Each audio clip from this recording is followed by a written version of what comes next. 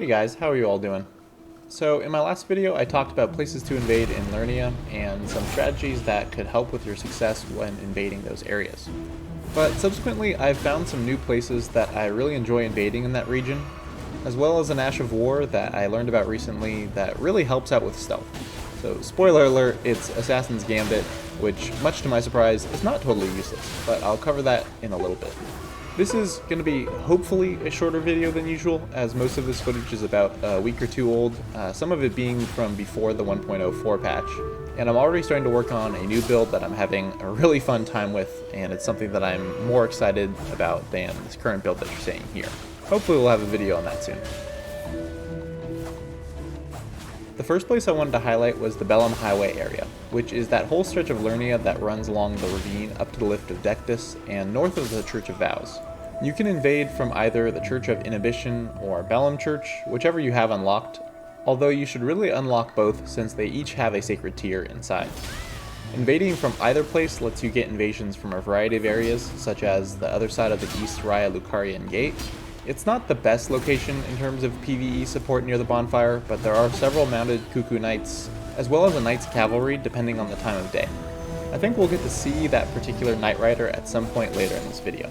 Another area you can invade in the Bellum Highway is the Frenzied Flame Village, which has sort of underrated PvE. At first the enemies here appear to be the usual FromSoft useless hollows, but they can all cast Frenzied Flame incantations, making them just a little bit more dangerous. I personally like a lot of the Bellum Highway areas just because they're more forested than the rest of Liurnia. It's not just lakes or wide open plains, you have a little bit more verticality to the level, and there's plenty of trees that you can use to strafe behind spells. I would say this area is a little bit less active than, say, something like the Church of Vows and the surrounding invasion points, but I still really enjoy these for open world invasions and like to keep them in the rotation for when I'm invading for like an hour or two. Another location I wanted to highlight is the Albanar Village, which is a really cool idea for a level that is sadly more interesting visually than it is to invade. The whole area is pretty dark, so it's a little hard to use your peripherals to tell where you're moving around and if you're about to step off a ledge or something like that. And just in general, visibility is not great. That and the fact that the Albanarics aren't the most useful PvE support due in large part to their lack of functional legs. And yes, that's part of the lore. Albanarics, at least the first generation of Albanarics, their legs just don't function correctly, or they're very weak, or they kind of fall apart and have to crawl along the ground alive. Whereas the second generation of Albanarics all look like frogs. Not really sure what FromSoft was going for with the lore here, but that's what we have to work with. The Albanar Village is also odd in that you can only invade a co-op group as long as the Omen Killer is still alive in the area, who is not that difficult of a boss for this level and can die pretty fast. And if the Omen Killer dies while you're fighting the party, everyone just gets sent home because he's considered the boss of that level and there's no reason for the host to continue playing the level. It makes sense to me why they made this choice design-wise, but it's pretty irritating to have this happen to you since the Omen Killer doesn't have a ton of HP to burn and can die pretty quickly. There's also a couple of caves that you can invade in Liurnia, but it's hard to get consistent activity in all but two of them, so I'll cover those. The first is Academy Crystal Cave, which is the cave that leads up to the very top of Raya Lucaria to get Terra Magica, which is kind of a crucial spell for a lot of PvE mages out there. Because of that, you'll get a healthy population of parties with mages looking to come collect that spell, so activity isn't often an issue here. Academy Crystal Cave is nice because it's not all just tunnels and elevators. There's a few open areas that are really useful to weave around and dodge spells with the giant crystals in between you. It can also get quite dark in there, which can be good for sneaking up on your opponents because they always turn their lanterns on. But when they die, their lanterns turn off automatically, so sometimes you gotta turn the light back on so you can properly observe your victory and make sure that they properly observe your victory in the correct amount of light. But by far the best thing about the Academy Crystal Cave is the Battle Mage. The Battle Mage there has a lot more health than the normal Raya Lucaria mages just wandering around the cave, but the most important thing that it does is it fires the Cannon of Hema spell, which is already a spell that's quite good in PvE and PvP when the player uses it, but when, an enemy in the level uses it, it tends just to annihilate things. So if you're ever just getting absolutely run down in this level, make your way back to the Battle Mage and they'll probably take care of it for you. Now, the other cave in Liurnia that is very active is the Lucario Crystal Cave, which I tried invading, and my only notes here, or for this video in the script, were garbage spawn points, comma, shoot me in the face. I really don't like invading here. I invaded the Crystal Cave about 9 times in a row, got constant activity, but every spawn point I got was right in front of the boss arena, with the elevator up, so I had to pull the lever, bring the elevator down, and then contend with the ambush that was waiting for me 8 out of 9 of those times at the top of the elevator. So yeah, it wasn't too fun. I would not recommend. Activity there is great. Like, you can always get invasions there because it's a mine that has smithing stones, so people are always headed there. But the level itself isn't super interesting, and the spawn points make invasions there really boring and pointless.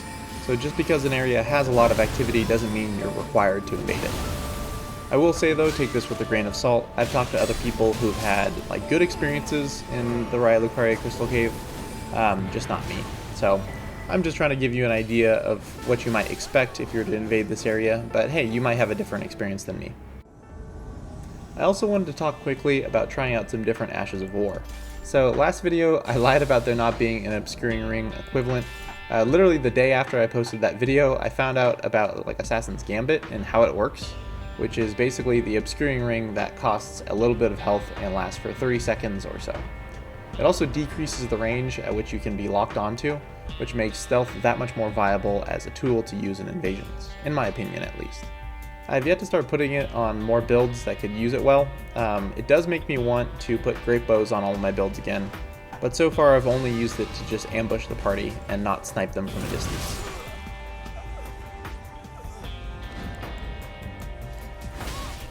Speaking of utility Ashes of War, the 1.04 patch fixed Carrion Retaliation so that it doesn't do insane damage, and also people can see the glintstone swords fire above your head.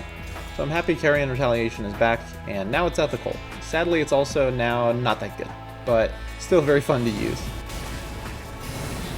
Here I've Carrion Retaliated the summon spells back into the host, who is the unfortunate combination of Squishy and an extreme panic roller, so they die pretty fast. In terms of other Ashes of War, previously I was using Double Slash, but I was getting kind of frustrated with its lack of hyper armor, since that seems to be what I'm really missing on this build. So I started trying out a few different Ashes of War. I tried out Impaling Thrust and Repeating Thrusts, and it kind of had the same problems as Double Slash. Also, I just learned a couple of days ago that apparently Spin Slash has hyper armor, and I feel like an absolute buffoon for not knowing that. I'm legitimately like a little bit mad at myself for not knowing that. So expect to see that Ash of War on builds of mine in the future, because I already loved it in Dark Souls 3, and now it's apparently even better than before.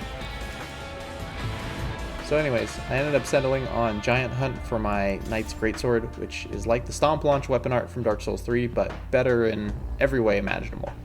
I was going to go over all the cool properties of Giant Hunt, but at this point everyone knows it's good, and also why it's good, so instead just enjoy this double Giant Hunt moment. I mean, it feels like something with Colossal Greatsword hyper armor on a regular old Greatsword, so really what's not to love? I made one other change to my setup here. Previously, I had Quickstep on my Manhand S-Stock that I would soft swap to for chase downs. The Quickstep was really only viable to dodge like a single attack, and is something I just don't find as useful as a different attack with some range. I wanted to put Ice Spear on it, but unfortunately you can't put that on thrusting swords of any kind. So I settled for a Hoarfrost Stomp, which I know is obnoxious as hell, but I'm not spamming it, don't worry. I'm just using it to build up frost that I then proc when I pressure my opponents with dual thrusting swords infused with ice. Or I guess it's cold. Yeah, I guess it's called cold infusion, not an ice infusion. Whatever, it's confusing. Moving on. Speaking of thrusting swords, I've started playing around with large thrusting swords that aren't the Godskin Stitcher, which I know is a radical concept here. I'm using the Great Epee, which aesthetically works quite well with this build, but it also has slashing R2s, which I really like, something that all the other thrusting greatswords don't really have. I like to put Glintstone Pebble on it because it's easy and it does a lot of damage, and like everything else on this build, it fits the aesthetic. In case you guys aren't seeing a pattern here, most of what I do for this build in particular is little about function and mostly about aesthetics, but hey, if it can do a lot of damage really quickly, I like that a lot too.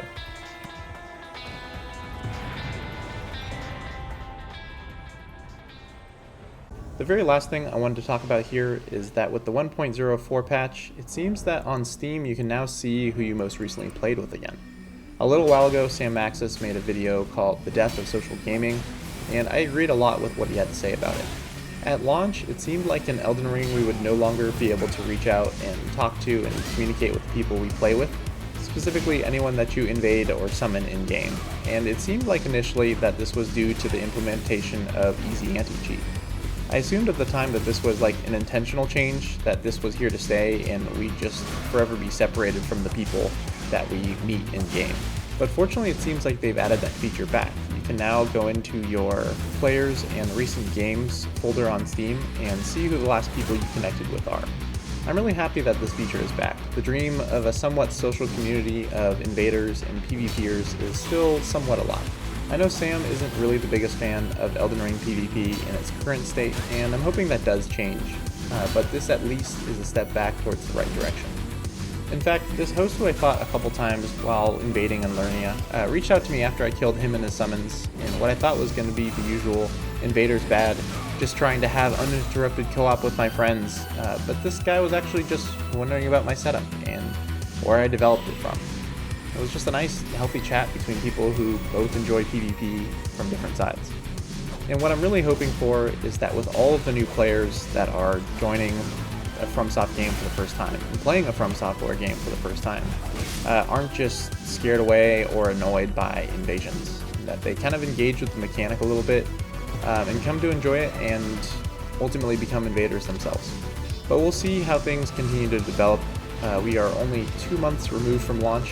There's been no announcement of DLCs. We have no idea if those are coming or not, just kind of assumptions at this point. So all we can do now is just kind of wait and see how the community and how this game develops and where it's going to be for its like long-term life cycle. And I'm hoping, rather optimistically, that it'll be in a good place when all is said and done. Well anyways guys, that's all for me. Thanks for watching, and I'll see you in the next one.